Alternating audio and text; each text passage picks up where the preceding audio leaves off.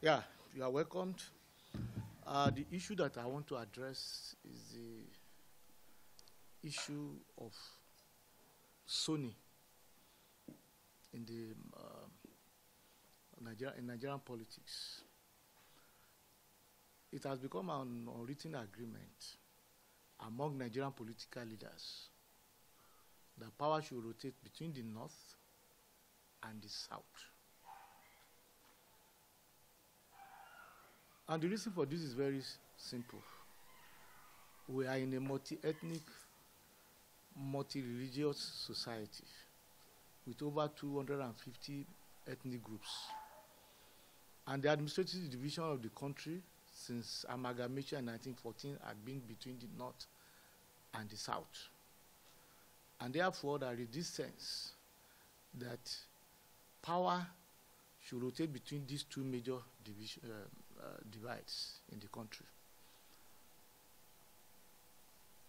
This was what informed, I believe, the decision of the military leaders in 1999 to urge the political parties to compare them rather to pick their two candidates from the south, especially even from the southwest. And during that time, the contest was between Chief Olufalaye and Chief Olusegun Obasanjo, the eventual winner of the elections. In 2007, President Olusegun Obasanjo made sure, despite the fact that we had very strong candidates in the south, he ensured that the ticket of the PDP was given to the late governor, the late President Umaru Yar'Adua. But for Yar'Adua's untimely death, he would have at least been in office for about 8 years before power will again rotate back to the south. But by that accident of history, by his death, the reins of power was taken over by President Goodluck Jonathan. But by the time President Goodluck Jonathan wanted to go for a second term, there was the feeling in this country that power had resided for too long in the south. And this feeling was even from all sections of the country, to the extent that President Goodluck Jonathan lost that election. And I even want to go back further than 1999, to go back to even 1993. In 1993, because the military had been in office for quite some time, and President Shehu Shagari was the president before the military took over. And then by that time, the two leaders had been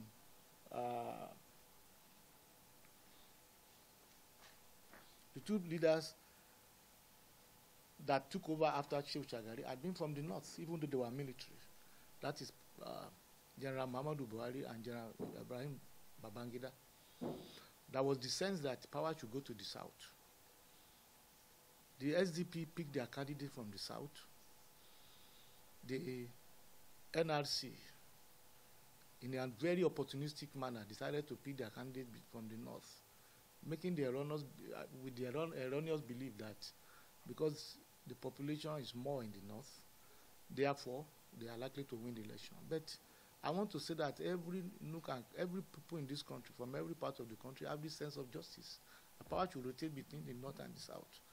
Hence, Chifem Abiola was able to win the election resoundingly, because there was that sense of justice that is an innate thing in every Nigerian, that power should go to the south. Now, this is what this is what I was expecting that the two political parties would do. Let me quote one of the quote with Madame Fodio for you.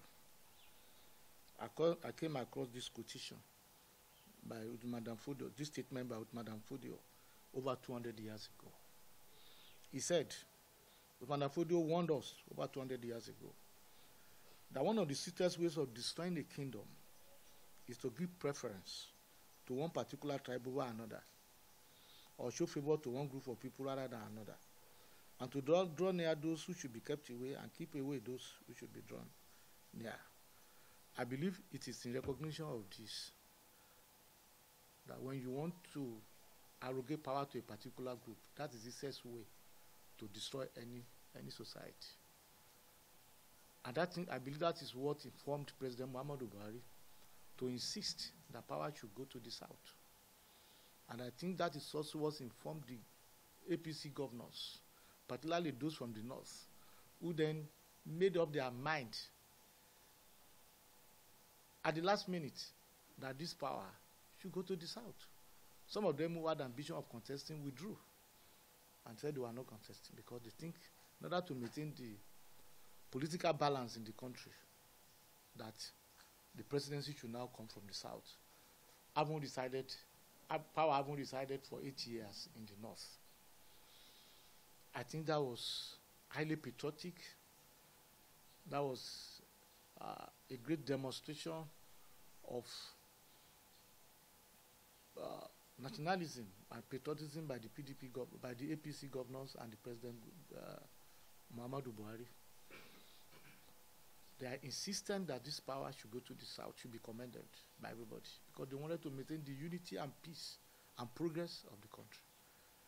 We expected that PDP should have done the same thing.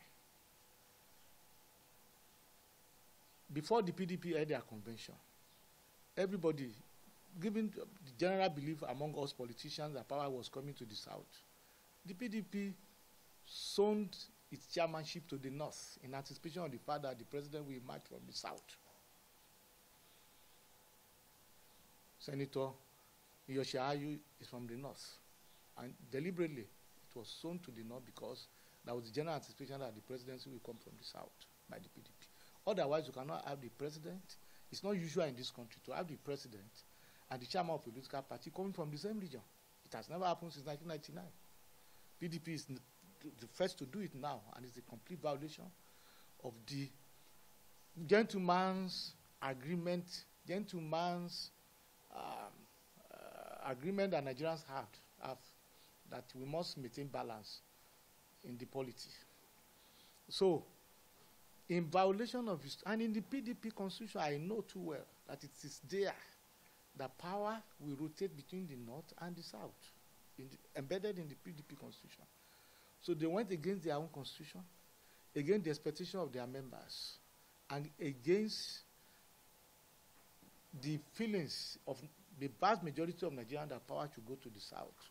They went and sown the presidency again to the north, concentrating power completely now in the north. The presidential candidate from the north, the chairman of the party from the north. I think that is the issue that will decide the next election. I think this is what is paramount, not the issue of religion, Muslim or Christian. That's not the issue. The issue is that there are people in this country who feel that after 8 years of power in a particular region of the country, that power should go to another region. And there are some people who do not believe in that, who think that a particular region of the country should have a monopoly of power, irrespective of the feelings of the vast majority of Nigerians. But I think they are wrong, because history teaches us that periodically history itself repeats itself. That is the teaching of history. It repeats itself. And I believe history is going to repeat itself in 2023, because that will be entirely 30 years after the 1993 elections that produced MKO Abiola. And like I've said before, MKO Abiola, one of the factors that contributed to his victory was the fact that he was from the south. And people are not ready to even look at the ticket, the fact that it was a Muslim ticket. The paramount issue for most Nigerians was that it was about time, at that point in time, that power should rotate to the south. And the sense of fairness that is shared by all Nigerians share this sense of fairness. Whether you are in Kano or you're Borno, you are Enugu, was what propelled Abiola to victory. Because even the man in Kano was telling himself, why must I put the interest of my brother above that of the national interest? The peace and unity of this country, which one is most paramount to me? Should I vote for Tofa, or should I vote for a ticket that will ensure the unity of Nigeria? And therefore they went, even in Kano, where the opponent of MK Abiola came from, the people voted for him there in Kano. I believe the history will repeat itself. Go and mark it down in 2023 that even in Adamawa State, if Vice President Atiku is not careful, he will lose in his ward in Adamawa State. Go and mark it down. Because Nigeria is at a crossroads. And I expected a statesman like Atiku. I expected a statesman like Atiku to put the national interest above his own personal ambition. And allow his party to pick a candidate from the South. So that we have a situation, a scenario like 1999, where the two candidates came from the South. That would have been better for the country. Tensions would have been reduced. And Nigerians, to engender the unity and peace of the country even better. But I think he's putting personal ambition above the national interests. But it is not too late for him to change course. He can still withdraw from the race. He can still allow somebody from the South to be the presidential candidate of the PDP. And therefore, write his name into history book as a genuine statesman. That's what I expect Atiku Abubakar to do. Because for some time to come, because of the centrifugal forces trying to pull this country apart, which we are all trying to contain at all costs, we must continue to ensure balance in the way we share offices, particularly the highest office in the land, which is the presidency of Nigeria. So, the APC have done the right thing by picking its candidate from the South. The PDP has done the wrong thing. And Nigerians, we know, we show them at the polls why they are not the party that can be entrusted with power. My belief is that the party that will win the next election is that party that Nigerians can trust to keep faith with its promises.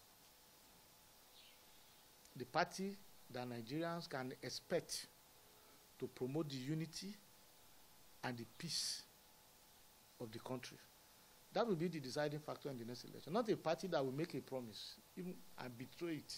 Not a party that will dash the hope and expectation of its own members who expected the presidency to come from the South.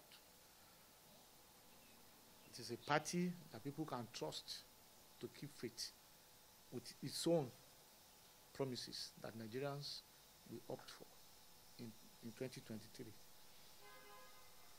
So I want Nigerians to know that this is the issue before us. It's not any other issue. The issue is that the PDP had been making effort in the last few days to distract Nigerians with the so-called religious ticket.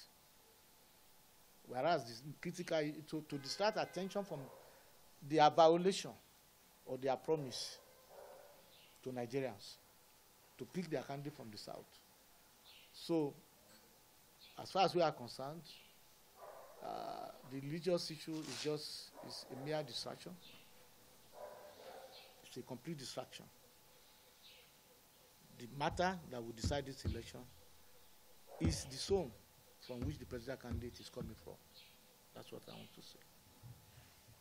The PDP, to round up, is holding on to this,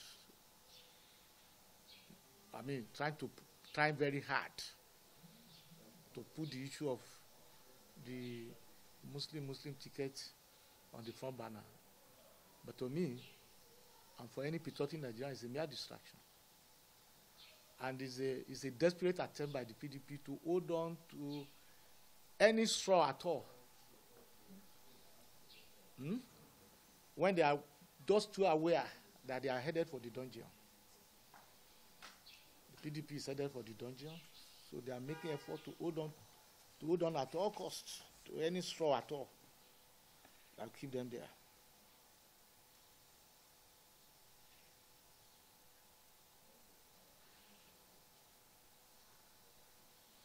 Yes, this is a very good. Thank you very much. Okay. In 1993, Nigerian people, like I said before, The issue before them was that power should rotate, not the Muslim ticket. Even Alhaji Abubakar Atiku himself wanted to be running mate to MK Abiola. We all knew that. But MK Abiola opted for Kingibe. So it wasn't an issue for him then. And why should it be an issue for him now? The issue of Muslim ticket. He himself wanted to be a running mate to Abiola, who was a Muslim then. So those who are promoting this, you should know too well that they are just desperate to hold on to any straw to keep them afloat. Because in the futile attempt to prevent they are dropping into the bottom of the sea. So that's it. Atiku Abubakar wanted to be running mate to MK Abiola in 1993. I believe that this Muslim ticket of Bola Ahmed Tinubu and Kashim Shettima is what will unify Nigeria. Because the government that is coming, Nigeria will say that it is very fair to all. We may even have a situation in which, I have said it before, people will begin to think of reverse discrimination. Because these two people will make every effort to please everybody, to please even the Christian folk, if not much more than their Muslim brothers, because they don't want to create an impression that they are against any religion. And the Christians should be rest assured because of the fact that actually Bola Ahmed Tinubu has a Christian wife. It's enough comfort to anybody. It's enough comfort for Christendom. So I believe that the issue of the Muslims will soon fade away. What will not fade away is the issue of the zone from which the president is coming from. And on the day of election, people will ask themselves, do I want power to remain in one region, or I want it to go to the other side to maintain balance? That is the issue. And I believe the PDP, knowing fully well that it has violated that key principle, which is contained in its own constitution, which its members expected, which Nigerians expected from it, they are just trying to find any way to distract Nigerians. But Nigerians cannot be distracted. That is the critical issue. Let us look at history. I mentioned 1993. The contest was basically between only two people. There were not even multiplicity of parties as we have now. Only two parties, SDP and NRC. The NRC candidate was from the most populous state in the north, Kano. MK Abiola was from Ogun State. He won with a landslide, even in Kano State, and most of the states in the north. In Borno, everywhere. Go and check the result of that election. He won with a landslide. In 2003, President Olusegun Obasanjo had just done one term. He was going for a second term. His main opponents were from the north. He defeated them. In 2011, President Goodluck Jonathan, who had just completed Yar'Adua's first term, people thought, well, he can have one more shot, just one shot, and go. Defeated another candidate in this country, almost in a landslide. So, if you look at history, this assumption is not correct, that Northerners will be voting for Northerners, Southerners will be voting for Southerners. I think Nigerians are missing one point. There's an innate sense of justice in Nigerians. In the common man that you are taking for granted, they believe that at appropriate times, these things should go from one area to the other. I believe that President Buhari won in 2015 largely because of that. Because when they look at 8 years of Obasanjo and 2.5 years only of Yar'Adua, and another 5.5 years of Jonathan, a lot of people felt, no. This thing has been in the south for too long. It should go to the north. Now that is the same sense of feeling that we are all having. If you ask an average person from Zamfara, from Sokoto, from all these places, they are not concerned about that. What they now need, everybody wants a good leader. That's number one point I want you to know. And this good leader, they know can come from any part of the country. But they also believe more importantly that the unity of the country is very crucial. And therefore, from time to time, the leadership should rotate from one area to the other. And this coming election, the time is right for the South to have it. And the two parties, everybody expected that they would pick their candidates from the South. But the PDP betrayed the Nigerian people, and Nigerian people will show them at the polls. But in the case of the APC, right from the president to the governors, and everybody agreed that it is about time power should go again to the South.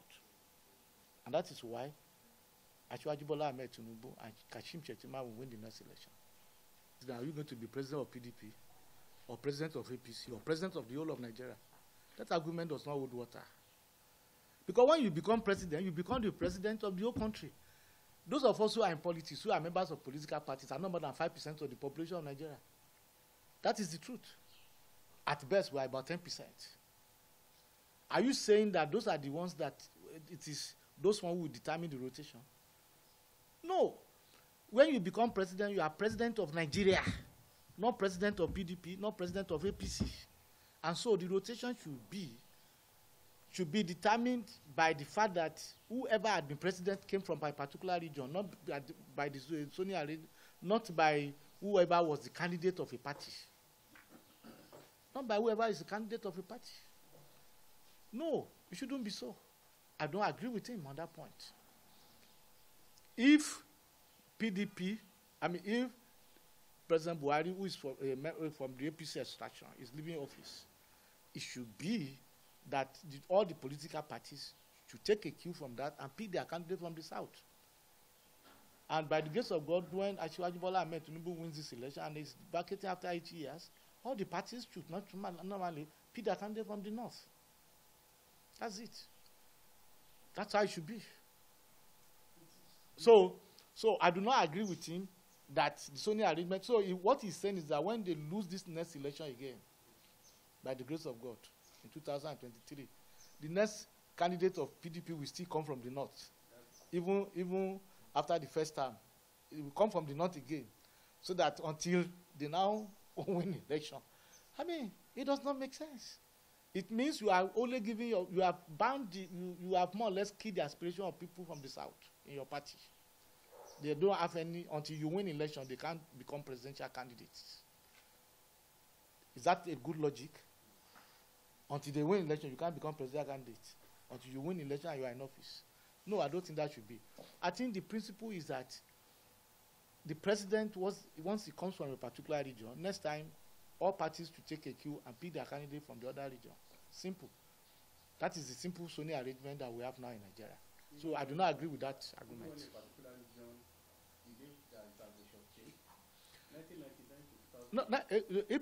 No, if we go strictly by this principle, no region will be shortchanged. It is what Vice President Atiku is proposing, that we shortchange some regions. Because now, if God forbid that he wins the election, power is going back to the North maybe for another 8 years, make it 16. So in that way, some regions can be shortchanged if you go by that principle. But this principle of Sony that recognizes the fact that you are from a region, the thing should go back to another region, is the only way by which you can avoid any region from being shortchanged.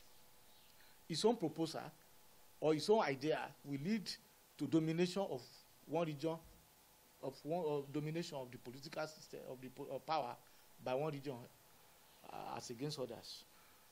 But my argument is that the simple rotation agreement we have in Nigeria for now is rotation between the North and the South. Simple. We have not agreed to rotate among the 6 geopolitical zones. We have only agreed to rotate between the North and the South, thereby opening the door for when it is the turn of your region. It opens the door for people from all the geopolitical zones in that region to have a shot at the presidency, to compete. And power is never served a la carte. I keep on saying it. You can't be in your house and they will come and hand over power to you in your house. You have to struggle for it. You have to fight for it. This is the elementary principle that we know everywhere in the world. And in any case, will it serve the country well if you must stay in your house or I have to beg you to come and take the power? You don't work for it. You don't struggle for it. I like to have that leader that makes strenuous effort to win this power because he knows it is what you struggle for you will value, and you will hold it there, and you want to do well with it. See the way American president campaign around the whole country. They struggle, they fight. I am not averse to having somebody from the Southeast or South becoming president, but they should come out and fight for it. I have the right to support anybody I like from the South. I have decided to support Bola Ahmed Tinubu. It is our turn in the South, and we are part of the South. And like I said, power is never served like that. Go and show. As we have seen in the last primaries of the two political parties, did we see a clear demonstration of the fact that people from the zone you have mentioned wanted to have power? Were they voting for candidates from their own zones? Go and check the result of the primaries. Did they vote for candidates from their own zones? You saw the lamentation of one of the governors who contested, that people from his area did not even vote for him. So you want us Nigerians to say, okay, at all costs, if we don't want it, we want to give it to you at all costs. And what will be the outcome of it? No, that's not the way it works. That's my simple answer. The state of the health of my candidate is very good. It's very good. I pity those people who politicize the issue of the health of people. I happen to be in opposition before. I never politicized. And I refuse to do it because we are all talking here now. We don't know who can drop dead in the next 5 minutes. Who look healthy and can drop dead in the next 5 minutes. So I'm not among those politicians who try to politicize the issue of the health condition of any person. I do not. But I want to say that what I know of Bola Ahmed Tinubu is very healthy. And it's borne out by the facts. All you need to know is, did anybody work harder than him in the campaign leading to the primaries? Did anybody? You journalists, you saw. He traversed the entire length and breadth of the country. He was sitting up throughout the night, meeting with people. And you saw that he won with a landslide. Did he just win with a landslide? He started the work long time. He worked harder than any person. And after he won the primaries, he visited every one of his opponents. Atiku did not. Did they demonstrate, is that what you will expect of somebody who is ailing or is suffering from any serious or any debilitating health condition? No. His work rate is very heavy and very high. And his mental alertness is super. And that's what matters. But I want to say one thing also. That what we need most in any leader is the state of his mental faculty. I know that one of the greatest presidents United States of America produced, FDR, Frederick Delano Roosevelt, the only man to have won election 4 times. It was after him they made the constitutional amendment to limit the term limits to 2. He won 4 times. He was on the wheelchair throughout, from youth, completely paralyzed from waist down. But did America care about that? They care about the stuff on his head. And I am absolutely sure that the candidate we are projecting for Nigerians is such a person that he can stand his ground with any person. He's mentally alert, he's brilliant, he's intelligent. I can even say he's a man of incandescent intelligence. He understands Nigeria. He can manage the affairs of this country.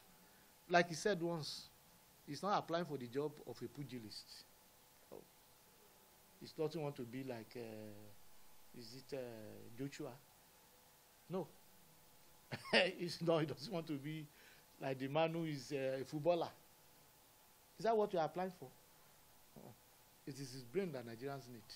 What can he offer? Policy decisions. That is what we need in a leader. And he has that, I'm absolutely sure, without any fear of contradiction, that is mentally alert, totally capable of running the affairs of this country. So it's not the man who can run faster that we are looking for. Even when Shifawulo was around at the age of 70, many of us preferred him to to the younger ones who are contesting against him. Because we know he has better stuff than them. Don't forget America has Joe Biden now.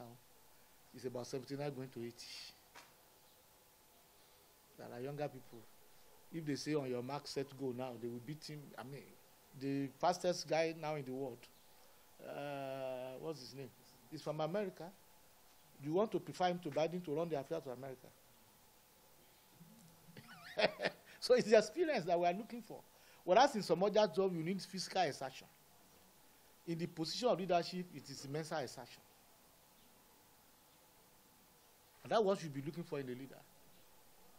Not the way he walks, not the way he gestures. That is what you should be looking for in a leader.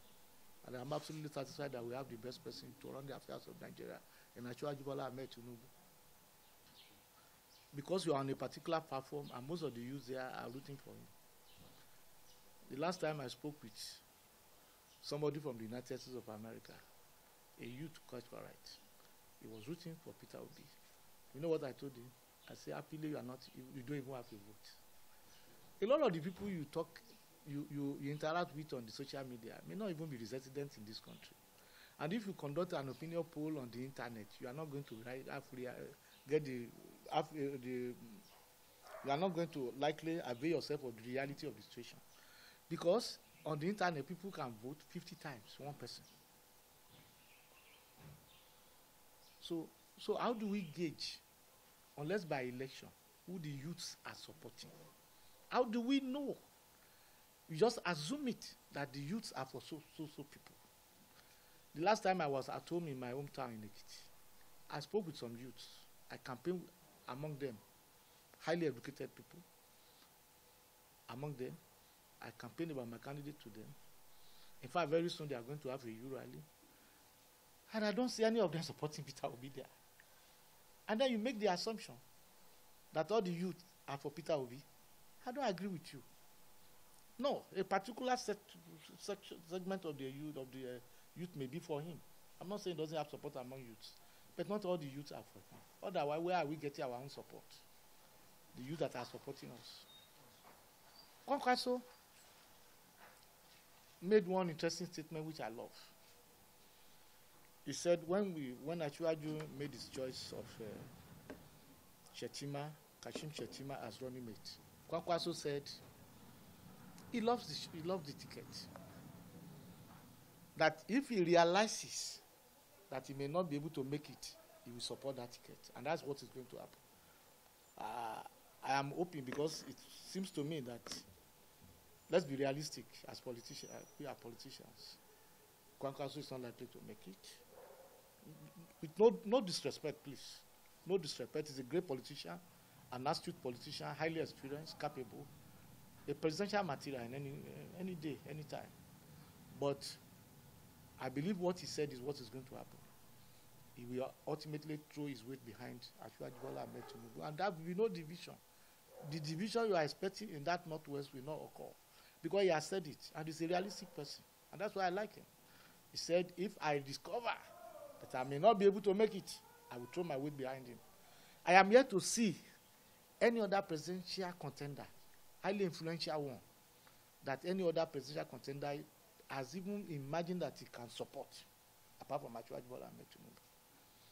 He didn't say he will support Atiku, he said, I may support that ticket. And that's a great one. Because let's face it, his supporters, they have had it. If their man is not going to make it, they will go for this.